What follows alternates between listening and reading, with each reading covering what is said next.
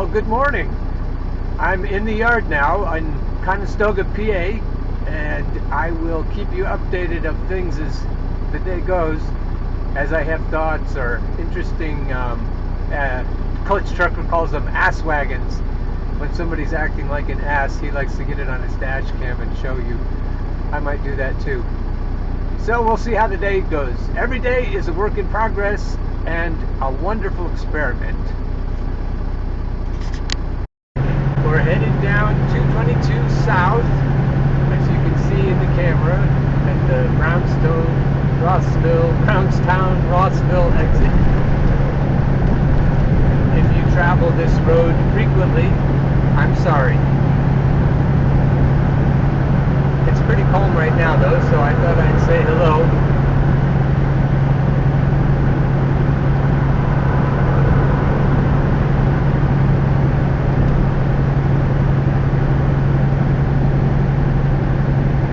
Say something about the on-off switch in relationships that often happens with pair-bonded people. I'm going to shut my window here. Hope you can hear me better now. So we've been pair-bonded since before we were a species. So millions of years we've been pair-bonded. And in that attraction process, when things are just starting, there is an extravagance in life. From the female, there's an extravagance that the female of the partner, of the partnership, expends, extravagance of energy that she expends at the beginning of the relationship. And I say it's extravagant because it's not sustainable, which is kind of a bummer for pair-bonded males, or can be. And I've noticed with pair-bonded females and with females, and I haven't noticed it so much with males, but I just probably need to pay more attention. There's like an introductory rate on the credit card that expires after a time. You have this introductory rate that's wonderful, and you transfer all your balances in because you think, hey, this is a deal. When the male partner in a hetero bond wants to invest, wants to think about investing, what puts him over the edge usually is an abundance of sexual energy from the female partner.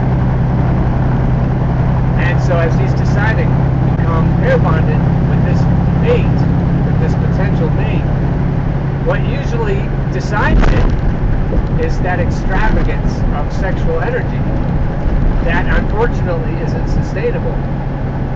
And so as that wears off and all those chemicals wear off, then you have to shift into a different mode, or you have to move on, serial monogamy style. The name of this channel is Nontoxic Masculinity, and there was a trope going around on Tumblr about toxic monogamy culture. So some people think that monogamy is always toxic. Like some people think masculinity is always toxic. I'd say you can make an argument for both, and you also can make an argument for neither being toxic. But I would say that it's easier to make the argument for an authentic male, as Dr. Bob Glover would say, an authentic integrated male, than it is to say that monogamy isn't always toxic. Doesn't always devolve into toxicity, because males are often thinking, I own this female, and that's where monogamy started. I own her ovaries, I own her labor, I own her. That's the toxic part of masculinity. And monogamy, I submit, is the most toxic part, and that it is patriarchal, and that mostly, even though women perpetuated, it's mostly perpetuated and originated by males, by patriarchs. So we have this idea that men own women, and most of all they own their sexuality. So if you're in an open relationship or polyamorous, in 1 3/4 miles, keep right to US 30 West. Thank you, Garmin. So if you're in that kind of a relationship, then you aren't necessarily feeling ownership. Although I've noticed with swingers and with poly people, there can be a lot of possessiveness and ownership, even though they have sex with other people. They still feel very possessive and attached. If we go back, I'm going to slow down to 55 here so I can keep my safety bonus record, whatever. See how many people I get piled up behind me when I go to the speed limit. So that idea of ownership is toxic, I think, and so even though poly people and swingers and people in open relationships can be less possessive, they have to work at it, and it isn't automatic. It doesn't go with the territory. You have to make conscious effort to let go.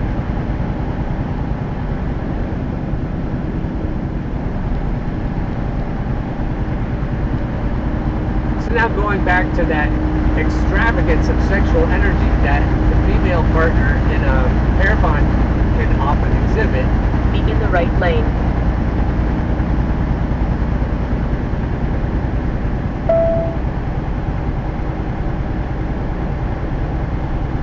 Hold that thought. So if you're pair bonded with someone, you might start to feel possessive of that energy, as though you're entitled to it. You own it. It's a patriarchal thought. And if you're in an open relationship, there's a real antidote. There's a cure possible. Because if your partner is at that point with you where you've become a mere mortal, because in her head, when everything's new, you can do no wrong. Everything you do is charming. And that new relationship energy makes you more attractive than you actually are. And after that energy wears off, she looks at you and she sees the person who leaves his underwear somewhere or socks somewhere or other, rolls the toilet paper wrong, squeezes the toothpaste wrong. Everything comes into play that you didn't notice before, that she didn't notice before. So you go along and you're suddenly, and this is, I call it a switch that flips, the new relationship energy, it can gradually shift. I've seen that, but also it can just flip off. And when it's off, she doesn't look at you the same way. She doesn't see the same kind of person. She still loves you, but she's not in that mode of acquiring you, of making sure you're going to be there for her and help her with any offspring that come along. She can start to take you for granted, and you can start to take her for granted. And then that energy, the snap, crackle, pop that you love so much, both of you at the beginning, isn't as easy to come by if it comes at all. But if you're in an open relationship, she might start to feel those feelings for someone new. And then you don't take her for granted. She might, if she's dating, she might have a number of people where she has snap, crackle, and pop in her life. And you might love to see her with that energy again, but you don't own it. It doesn't belong to you, and may never again. Swingers sometimes fight this, or not fight it, they try to overcome it by bringing the new energy into the partnership when they have their exceed, and it helps them feel safer if they can see what's happening, if they can experience it with their partner. Or they have multiple sex, they have threesomes or whatever, they have foursomes. It feels safer because they know what is happening with their partner, and they feel as though they're sharing it together and they're including each other in it. But if you just date, if you have a partner who dates and you don't know what's happening and she doesn't know what's happening with you, you can still include each other in a way. You don't have to share every detail, although you can. But what you can do is celebrate that new energy that they're getting, sharing with new people, and you can bring it back in the form of excitement for each other by remembering how it was with you, and also by not taking each other for granted. You may see each other with new eyes when you start to see each other through the eyes of new partners, new people, new, conquests, if you like to look at it that way. Because if you have a very solid partnership, very stable and committed, you leave kind of I don't know how to say it, a dance card, or a number of dance cards, for people who are just flings. If you feel safe at home, then you don't necessarily have to feel as safe with your outside partners, outside conquests, outside adventures. And in that situation, you might have more freedom. You might feel more freedom because you always have someone to come home to. And so you can celebrate that your partner has that. Have to let this person in because there was a truck coming around me. I was explaining this to someone that I met on a social media site, and I was explaining because my non-monogamy is ethical. I fully disclose what's going on to any new people. The part that got bungled up there was that I said that she brings home new energy from her new people, and in a way her new people do all the work. The person I was talking to said, yeah, she gets the foreplay from the other guy, and then she's all ready for you when she gets home. And that is kind of how it is, but you need to remember, I need to remember, that I'm not entitled to that. I'm not entitled to anything. She doesn't belong to me.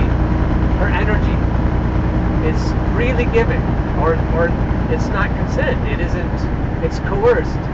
It's not beautiful. It's not ethical. And so if you're sex positive, I think you have to keep the ethical in, and I think you have to keep the consent in. And so the patriarchal part, the most toxic part of masculinity, is that ownership. So if this channel is about non-toxic masculinity, we need to talk about that, and we need to talk about patriarchal mores of monogamy. I think of monogamy as patriarchal, and I think that in more matriarchal culture, like for example a bonobo tribe, where the females call the shots, monogamy isn't a thing. So the conclusion I never quite got to is that the new energy of outside relationships and conquests can be brought back into the primary partnership, and that can be a way to kind of mitigate the loss of that extravagance that can happen at the beginning of a relationship. It can be a way to keep things exciting and fresh. So that's enough to go on for one day. I heard from one of you that the comments are heavily censored, so you'll write a comment and it'll disappear. I guess the thought police are out and about on YouTube. So I don't know how we can have our dialogue in the comments if they won't let you say what you want to say in the comments.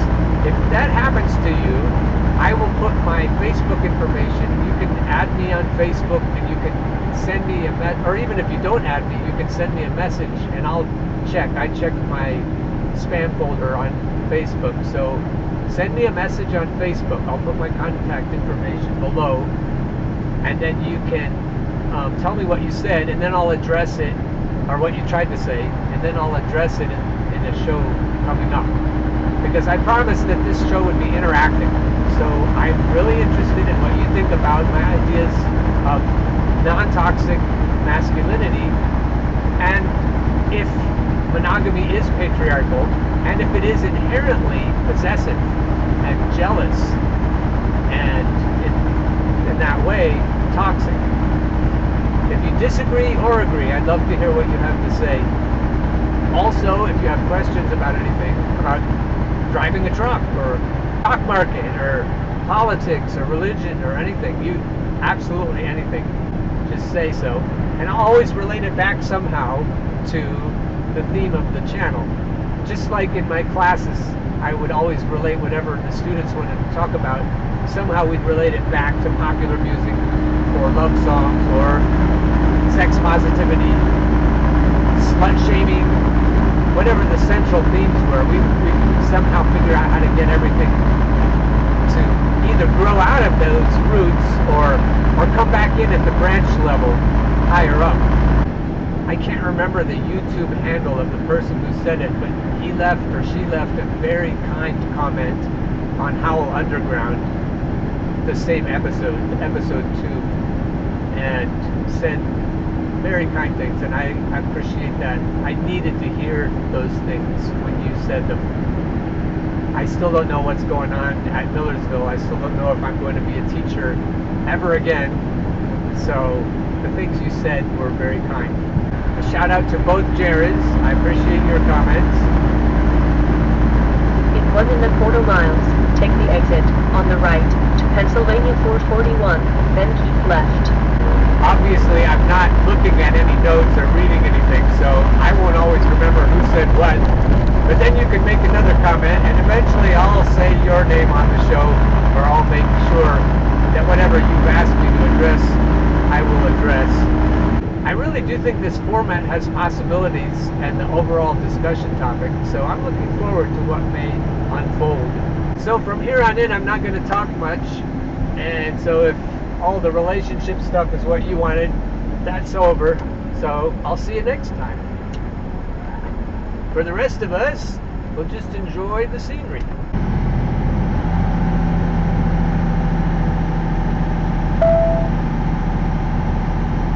I have to turn my Jake brake off as soon as we get to that sign up there, so I gotta get slowed down to 25 and then turn my Jake off. Brake retarders prohibited within municipal limits. Now it's off, if you couldn't tell.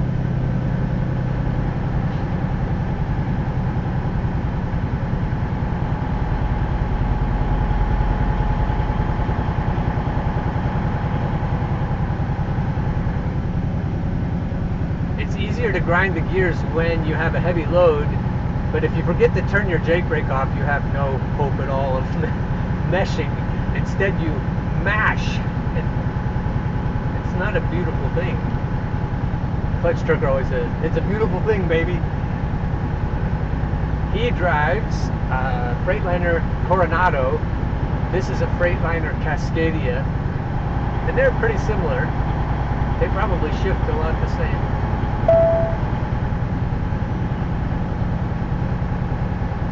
There's that ice cream shop on the left again, with the coffee and the ice cream and the sandwiches. If you're ever in Columbia, Pennsylvania, shout out and maybe we could meet for ice cream. Clutch Trucker often bumps into people that watch his show around and about. Maybe if he comes through Pennsylvania, we'll be able to chat. Alright, now we're going to shift with the Jake brake off. See, wasn't that better?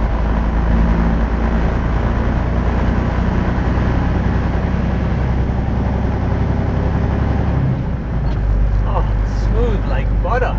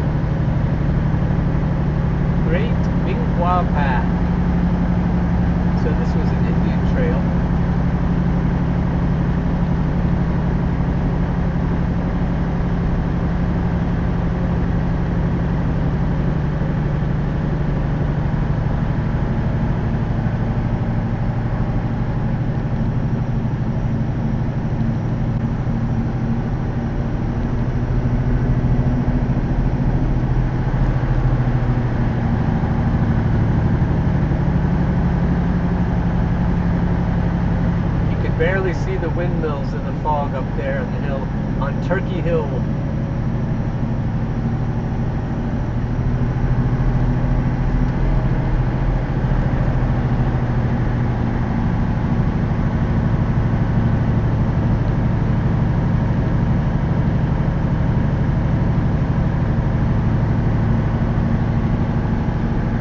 In 3/4 of a mile, arrive at home, on the right.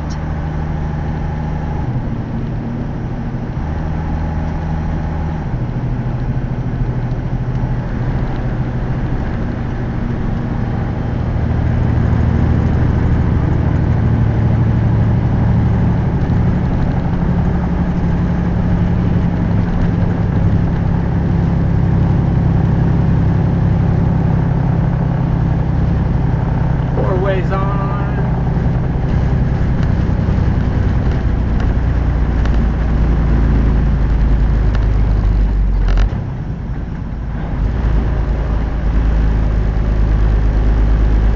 Steeper than it looks.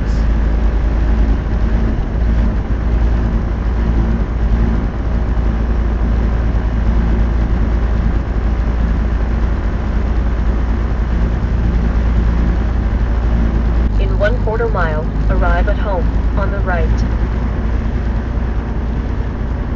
Okay, Garmin. This is where the ice cream is. Different than where I took you last time.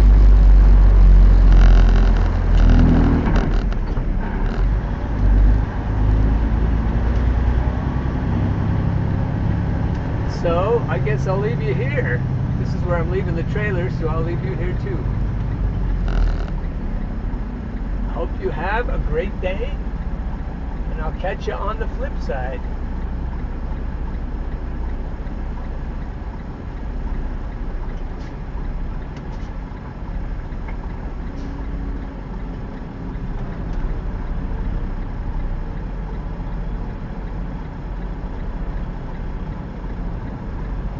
Hey, I did that really well. Wish you could see it.